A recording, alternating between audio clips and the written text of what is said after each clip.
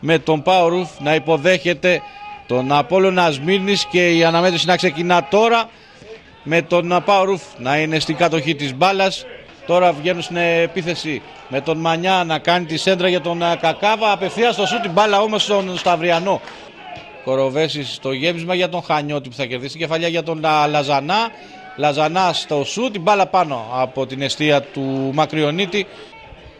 Εκτελεί το φάουλ για τον Απόλλωνα. Η κεφαλιά από τον Χανιώτη στο δοκάρι του Μακριονίτη. Η καλύτερη φάση του παιχνιδιού μέχρι στιγμή στο 38. Καραδέμητρος αφήνει για τον Λαζανά που κάνει το φάουλ. Η μπάλα απομακρύνεται από τον Μακριονίτη. Σωτήρια για τον Παορούφ και κρατάει το 0 για την εστία του.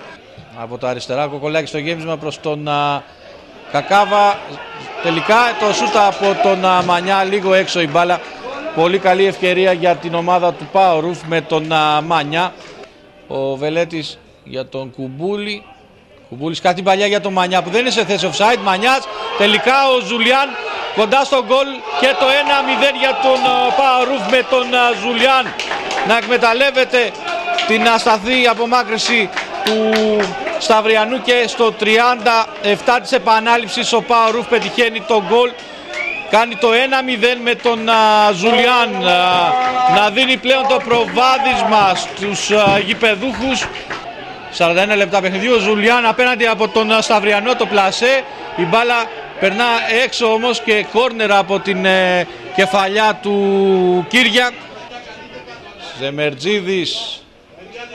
Ζεμερτζίδης κρατάει εκτός την μπάλα. Τελικά το σούτα από τον Ζαχαρόπουλο και είναι ένα εντυπωσιακό τέρμα από τον Γιώργο Ζαχαρόπουλο με ένα βολ πλανέ. Ισοφαρίζει για τον Απόλλωνα σε 1-1 έπειτα από τη σέντρα του Σεμερτζίδη. Ο Απόλλωνας βρίσκει την λύση στο πρόσωπο του Γιώργου Ζαχαρόπουλου. Ευτυχήσαμε στο 83 να βάλουμε γκολ. Από εκεί και πέρα τώρα δεν ξέρω, αυτό το πράγμα κάθε Κυριακή πλέον δεν είναι ατυχία, είναι ανικανότητα καθαρά.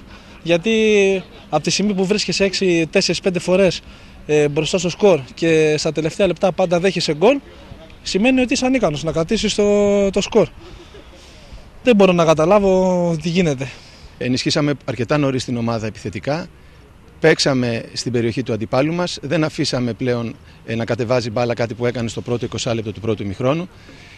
Κερδίσαμε τις περισσότερες μπάλες μέσα στο κέντρο του γηπέδου.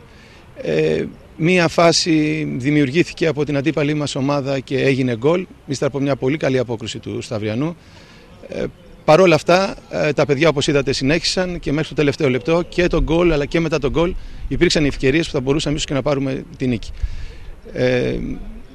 Είναι ένα αποτέλεσμα το οποίο όπως εξελίσσεται ασφαλώς ικανοποιεί, δεν ικανοποιεί όμως αν το δούμε πριν ξεκινήσουμε τον αγώνα, γιατί είναι μέσα στα παιχνίδια τα οποία ο Απόλλωνας πρέπει μέσα έξω να έχει επιτυχία.